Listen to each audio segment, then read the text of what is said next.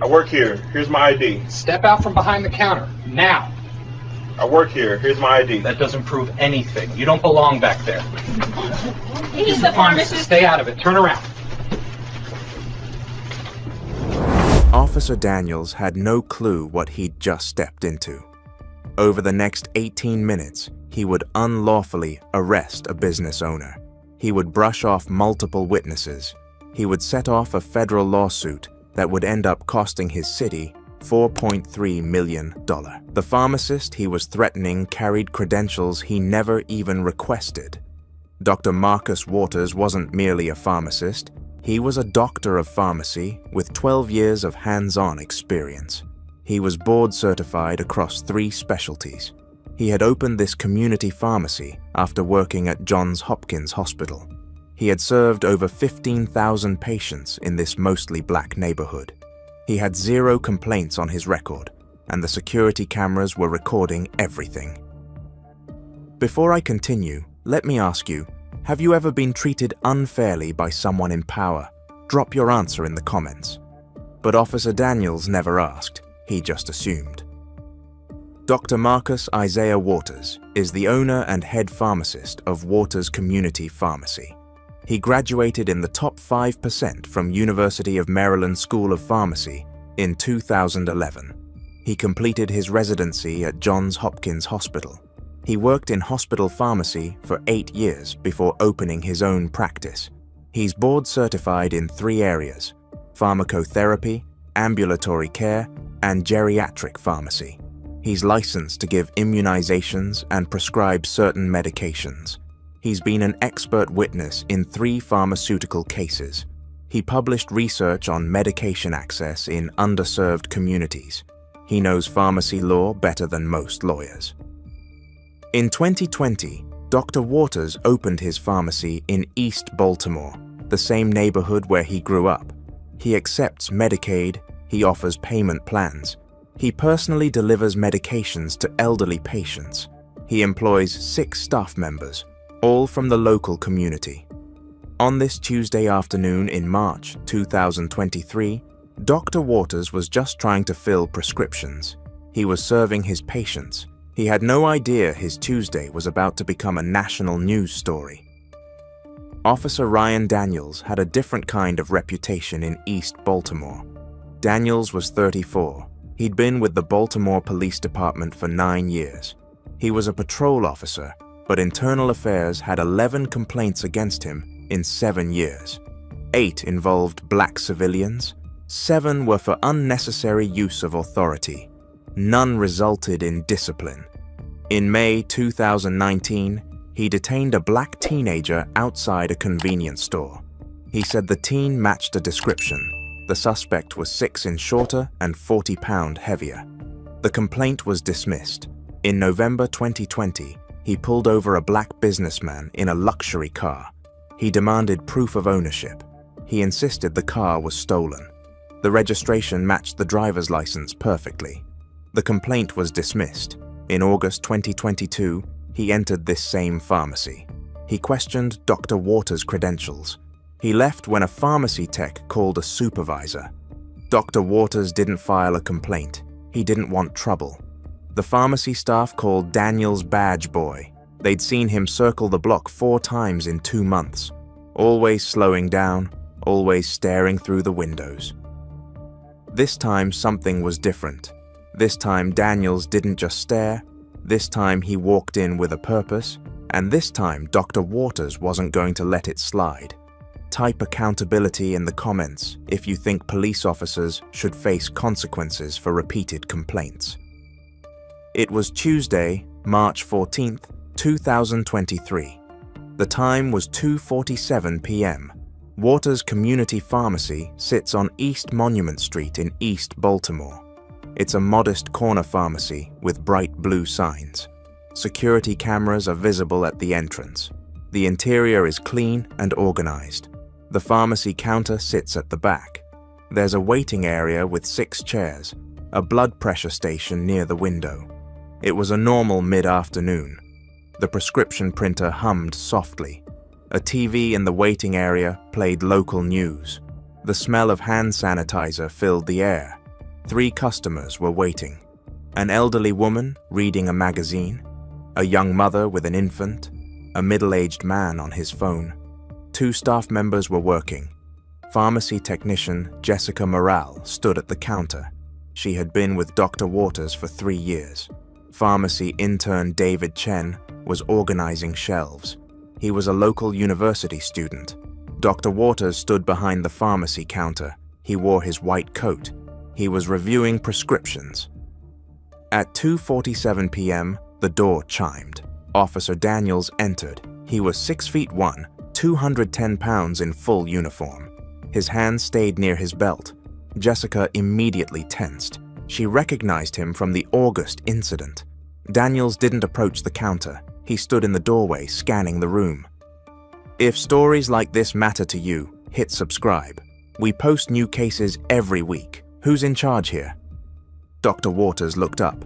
Can I help you, officer? Daniels walked slowly to the counter.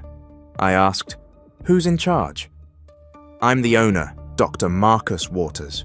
What can I do for you? Jessica's hand moved to her pee-hone. Dr. Waters had trained all his staff. If anything ever feels wrong, you document it. We received a report of suspicious activity, Daniel said. Controlled substances being given out irregularly. From whom? What specific concern? That's not your concern. I need to see your records now, officer. Those are protected health records. Dr. Waters said, I can't release them without proper permission, a warrant, subpoena, or written patient consent. I don't need a warrant. This is a lawful investigation. Then you'll need to contact the Maryland Board of Pharmacy. They handle pharmacy inspections. I'm happy to cooperate through proper channels. Daniels raised his voice. I'm not asking again. Dr. Waters stayed calm. And I'm not refusing to cooperate. I'm explaining the legal process. Daniels leaned over the counter. You people always make everything difficult. Dr. Waters looked him in the eye. What people? Business owners who think they're above the law. I think I know the law. Pharmacy law, which you're currently asking me to break. Show me your pharmacy license. Prove you're actually qualified to run this place. Dr. Waters pointed to the wall. It's displayed right there as legally required. Maryland License PH18742. It expires in 2025. How do I know that's yours? Because my name is on it, and on the door, and on the sign outside, and on my business license, and on the DEA registration behind the counter. You're being hostile and uncooperative. That's suspicious behavior. I'm being professional. You're being invasive. Step out from behind that counter. I need to verify your identity. Officer, I'm in the middle of filling prescriptions. I'm not stepping anywhere. Mrs. Freeman stood up. She was 71 years old. Young man, Dr. Waters is a good man. He takes care of this whole neighborhood. Ma'am, sit down, Daniel said. Robert Mitchell spoke next. I've been coming here 2 years. Never seen anything suspicious except you harassing him. Everyone stay out of this. Daniels moved around the counter toward the pharmacy area. Dr. Waters stepped sideways, blocking access.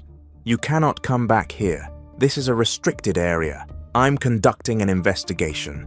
No, you're trespassing. Daniels reached for his handcuffs. Turn around now. What Officer Daniels didn't know was that Dr. Waters had been preparing for exactly this moment for 8 months. Since the last time Daniels walked through that door, Daniels grabbed Dr. Waters' arm. You're under arrest for obstruction. Jessica, call Attorney Morrison now. You're not calling anyone's. Dr. Waters spoke clearly. I am invoking my right to legal counsel. Jessica pressed the button. Jessica hit the panic button under the counter. It sent a silent alarm to 2 places: Attorney Morrison's office and Baltimore Police Dispatch. The code meant wrongful detention. Dr. Waters stayed calm despite the handcuffs. Officer Daniels, you are violating Title 42 USC Section 1983, deprivation of rights under color of law. You have no probable cause. No warrant, no urgent circumstances. You are detaining a pharmacy owner during business hours without legal reason. You think knowing some legal terms scares me? I know more than terms. I know Maryland Code Health Occupations Article 12,313 on pharmacy inspections. I know HIPAA Regulations 45 CFR 164.502, and I know your badge number 4782. Every word you're saying is being recorded on 3 cameras with audio. Mrs. Gladys Freeman spoke up. She was a retired teacher. She had lived in this neighborhood for 40 years. I've watched this boy grow up. I mean, this doctor, he graduated top of his class. He came back here when he could have worked anywhere. This officer has been harassing him for months. I've seen it. Shanice Johnson was next. She was a nursing student and regular customer. Dr. Waters filled my baby's antibiotic prescription at 11 p.m. last month. She had a fever. No other pharmacy was open. He drove it to my house himself. Does that sound suspicious? David Chen, the pharmacy intern, stepped forward. This is the 3rd time this officer has targeted Dr. Waters. The first time he said the prescription volume was suspicious. The second time he questioned whether the pharmacy was a front. There's no investigation. This is harassment. 3 HD security cameras were recording the entrance, the pharmacy counter, the consultation room. Jessica had been recording on her phone since 2:49 p.m. before the arrest. Robert Mitchell started recording at 2:51 p.m. The pharmacy computer logs showed normal business. 82 prescriptions filled that day. 0 problems. The panic alarm had a timestamp. 2:53 p.m. At 2:54 p.m., attorney Sarah Morrison received the alarm. She's a civil rights attorney, former DOJ prosecutor. At 2:55 p.m., Morrison called Baltimore Police Dispatch. She identified herself. She demanded a supervisor. At 2:58 p.m., dispatch contacted Sergeant Luis Ramirez. He was a 14. Yay, our veteran, at 3:04 p.m. Ramirez arrived. Daniels, what's going on? Suspicious activity report. Subject refused to cooperate. What report? I checked dispatch. No call about this location. Anonymous tip. When? Earlier today. Daniels, did you log it? I was going to after I take the cuffs off now. A flicker of panic crossed Daniels' face. By now, Officer Daniels was starting to understand how badly he messed up, but it was too late. Attorney Morrison was already on speakerphone. The pharmacy security system had already uploaded the footage to cloud storage, and Mrs. Freeman had already posted Jessica's video to Facebook. Her caption read, "They're arresting Dr. Waters for being black in his own pharmacy. Let me know in the comments. Should officer complaint histories be public record?" Sergeant Luis Ramirez was a 14-year patrol supervisor with a professional reputation. Attorney Sarah Morrison arrived in person at 3:11 p.m. She had represented 4 similar cases before. Ramirez reviewed the security footage on the pharmacy computer. Dr. Waters gave him access. He checked Daniels' body camera. Daniels had forgotten to turn it on. That's a department policy violation. Ramirez interviewed the 3 customers separately. He checked dispatch logs. They confirmed no call about the pharmacy. He checked the Maryland Board of Pharmacy database. Waters' license was active. 0 complaints, 0 violations in 3 years. He reviewed Dr. Waters' DEA registration. He looked at the controlled substance logs. Perfect compliance. Daniels had claimed the prescription volume was suspicious. The reality, 82 prescriptions per day, is normal for a community pharmacy serving over 3,000 patients. Daniels had claimed Dr. Waters was hostile and uncooperative. The footage showed Dr. Waters calmly explaining legal requirements. It showed Daniels getting louder and more aggressive. Daniels had claimed Dr. Waters refused to provide identification. The reality, Dr. Waters' license was clearly displayed on the wall. Daniels never actually asked for a photo ID. Dr. Waters on behalf of the Baltimore Police Department. I apologize. This should not have happened. Ramirez removed the handcuffs at 3:16 p.m. Dr. Waters had been in cuffs for 23 minutes. Daniels returned to the station. Report to the captain's office immediately. You're on desk duty pending investigation. Attorney Morrison served Daniels with a notice. She would file a federal civil rights lawsuit. Ramirez issued a criminal trespass warning to Daniels. He was banned from entering the pharmacy off duty. Daniels tried to defend himself. I was doing my job. He was suspicious. You're taking his side, he asked Ramirez. I'm your officer. Then desperation set in. This is being blown out of proportion. I'll apologize. We can settle this. Morrison stopped him. Officer Daniels stopped talking. Anything you say is being recorded. It will be used in federal court. Dr. Waters rubbed his wrists. Red marks were visible. Jessica was crying.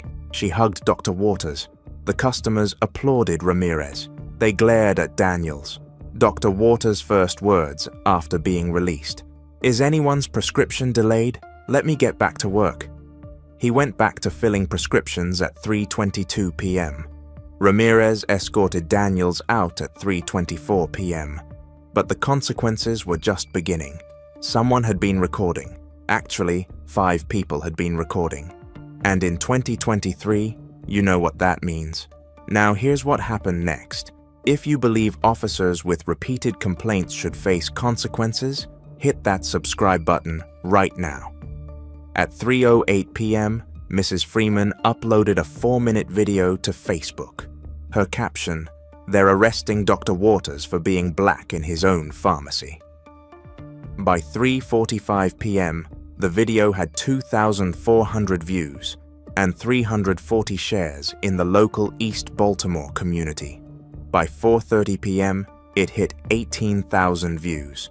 Jessica's phone video was uploaded to Twitter by a community activist. By 5:15 p.m., Baltimore Brew, a local news site, picked it up. 67,000 views across all platforms. By 6 p.m., the hashtag Justice for Dr. Waters was trending on local Twitter. By 7:30 p.m., local TV stations WB and WJZ arrived at the pharmacy for statements. By 9 p.m., national outlets covered it. The Root Bet News won. By midnight, the videos had 2.3 million views across TikTok, Twitter, Facebook, Instagram, and YouTube. Mrs. Freeman's original Facebook video got 847,000 views and 34,000 shares. On Twitter, Justice for Dr. Waters had 156,000 tweets. It was trending number 3 in Baltimore, number 47 nationally. On TikTok, 6 different videos combined for 1.1 million views. The comments were powerful. This is what systemic racism looks like. A black man with a doctorate gets arrested in his own business. That comment got 42,000 likes. I'm a white pharmacist. I've never been asked to prove my credentials by police, not once in 15 years. That got 38,000 likes. Dr. Waters delivered medicine to my grandmother at midnight during COT. His man is a hero. That comment got 19,000 likes. Local news, national news, everyone covered it. CNN ran a segment. MSNBC covered it. The Baltimore Sun wrote multiple articles. At 10:30 p.m., Baltimore police issued a statement. We are aware of an incident involving one of our officers and a local business owner. The matter is under internal investigation. The next morning, the Maryland Board of Pharmacy issued a statement. Dr. Marcus Waters holds an active, unrestricted pharmacy license with 0 violations. We support his right to operate his business free from harassment. Daniels deleted his personal social media accounts by 11 p.m. The Fraternal Order of Police tried to defend him. They issued a statement about officer safety concerns. Twitter users responded with 90% negative comments. 3 days later, Daniels made a decision that turned a viral moment into a federal case. He filed a counter-complaint. He accused Dr. Waters of assault. That's when Attorney Morrison filed the lawsuit. Drop a comment if you think this officer deserved what came next. On March 17, 2023, Attorney Sarah Morrison filed a federal civil rights lawsuit. She filed in U.S. District Court for Maryland. The plaintiff was Dr. Marcus Waters. The defendants were Officer Ryan Daniels, the Baltimore Police Department, and the City of Baltimore. The claims included deprivation of constitutional rights under color of law, unlawful seizure, and false arrest under the Fourth Amendment, racial discrimination under the 14th Amendment, false imprisonment, intentional infliction of emotional distress. During discovery, Daniels' pattern was uncovered. 11 complaints in 7 years, 8 involving black civilians. The department knew, but they never disciplined him. There were 3 prior incidents involving Dr. Waters specifically. Internal emails showed supervisors noted, "Daniels has a problem with that pharmacy." The evidence was overwhelming. 3 security camera angles with audio, 4 citizen cell phone videos. The body camera Daniels forgot to turn on. Dispatch logs proving no call about the pharmacy. 47 witness statements. Dr. Waters, medical exam, showed bruising and wrist abrasions. His blood pressure was elevated 6 hours after the arrest. In August 2023, the city tried to settle. They offered $150,000. No admission of wrongdoing. Dr. Waters refused. This isn't about money, it's about accountability. In October 2023, the case went to mediation. In December 2023, they reached a settlement. The depositions revealed the department knew about Daniels' pattern. Wait until you hear the settlement amount. The total was $4.3 million. Dr. Waters received $2.8 million in compensatory damages. There were $1.2 million in punitive damages. Insurance wouldn't cover all of it. Daniels became personally liable for $400,000. Attorney fees added another $300,000. Daniels was banned from Waters Community Pharmacy for life. He was banned from alarmacies within a 5-millimeter radius. He had to attend 40 hours of bias training if he stayed in law enforcement. On December 15, 2023, Daniels was fired. The reasons? Failure to turn on his body camera, filing a false report, conducting an unlawful detention. The Fraternal Order of Police declined to appeal his termination. The Maryland Police Training Commission started decertification proceedings. His law enforcement career was over. He couldn't work as a cop in Maryland. He couldn't get hired in other states. No criminal charges were filed. The DA declined, citing not enough evidence of criminal intent, but there was a permanent injunction. Daniels couldn't contact Dr. Waters or any pharmacy staff. A 5-year restraining order was issued. In January 2024, Daniels issued a public statement through his attorney. "I apologize if my actions were misunderstood. I was attempting to do my duties as a law enforcement officer. It failed." The words "apologize if" made it worse. He used passive voice. He didn't acknowledge racial profiling. He framed himself as the victim. Dr. Waters held a press conference in January 2024. This was never about the money. This was about making sure no other black business owner is terrorized in their own place. The settlement holds the city accountable. But real change requires cultural transformation within law enforcement. But the story didn't end with